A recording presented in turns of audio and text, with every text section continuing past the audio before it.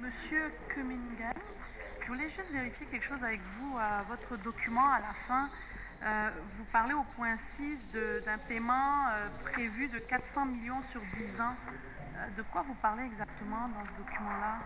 Dans quel onglet? Le dernier, à la fin, la dernière... OK, oui.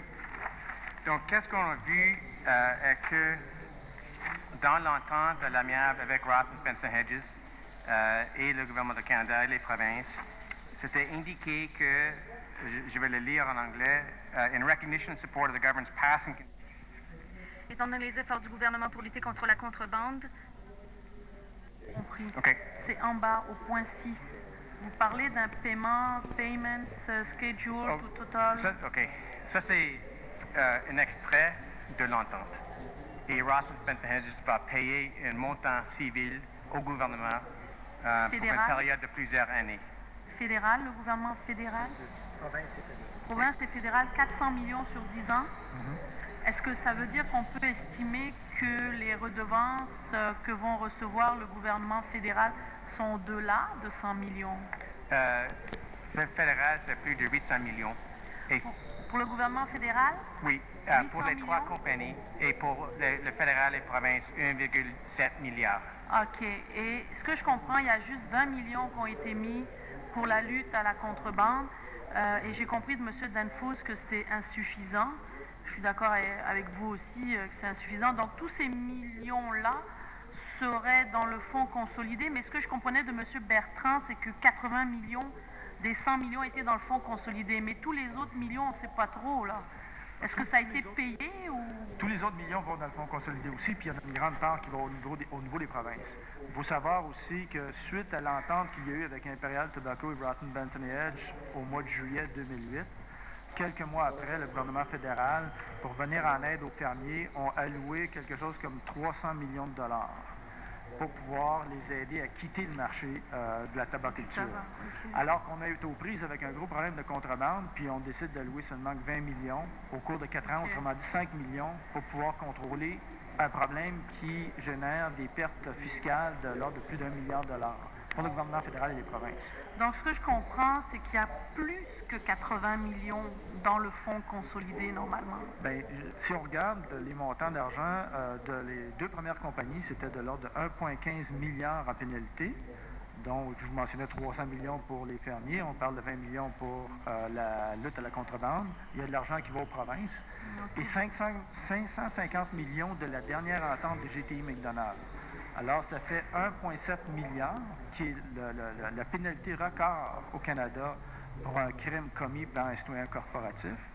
Et malheureusement, on trouve qu'on devrait utiliser une bonne partie de cet argent-là pour pouvoir prévenir le problème auquel on fait face actuellement. Mais ce que je comprends, c'est que le 1,7 milliard serait dans le fonds consolidé selon votre estimation, c'est ça? Oui. Fédéral et province. Fédéral et province. Ouais.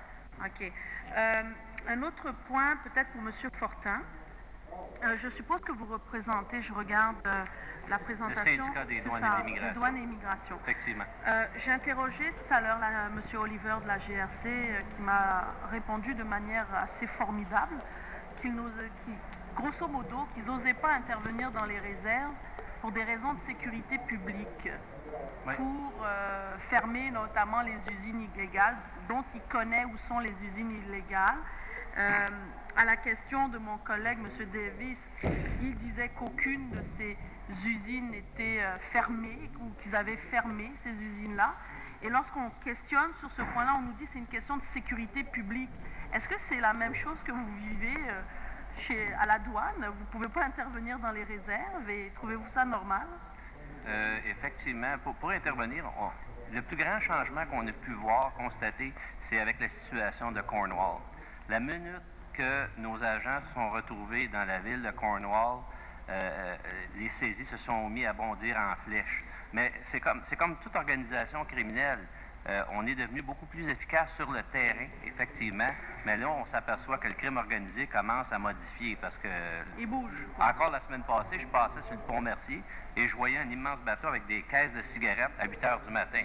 Ils font en plein jour, là, présentement. Ce que je comprends, c'est que vous, quelqu'un d'autre de votre organisation va pouvoir constater ça, voir ça mais vous ne pouvez rien faire parce que c'est dans des réserves, pour des raisons de sécurité publique, comme dit la GRC. Ben, le problème, c'est qu'on est confiné à nos bureaux présentement. Nous argumentons que nous avons la législation. Si la GRC nous demande de porter assistance à leur organisation, nous pouvons le faire. Mais on ne nous le demande pas, tout simplement. Donc, c'est assez frustrant pour nos gens parce qu'on aimerait être beaucoup plus mobile qu'immobile. OK, je comprends. Est-ce que vous me permettez de faire un complément de réponse? Mais rapide, parce que j'aurais une autre question. D'ailleurs, c'est la raison pourquoi que nous, on préconise de faire un contrôle sur les matières premières. Oui, c'était ça ma question, justement. On parle parce que M.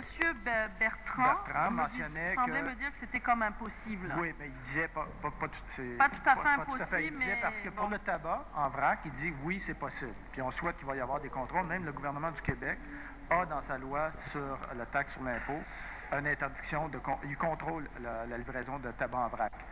Ce qu'il a dit par rapport à les autres matières premières, on ne partage pas nécessairement son opinion parce qu'il existe just very quick, les tarifs douaniers harmonisés pour le papier de cigarette et pour les filtres à cigarette. Il y a à peu près 5 manufacturiers de filtres à cigarette au monde. Ce serait possible de le contrôler. On ne sait pas pourquoi qu'on ne veut pas le faire. On dit que c'est pour utiliser pour bien d'autres produits, puis on le croit pas. Thank you. Mr. Davies.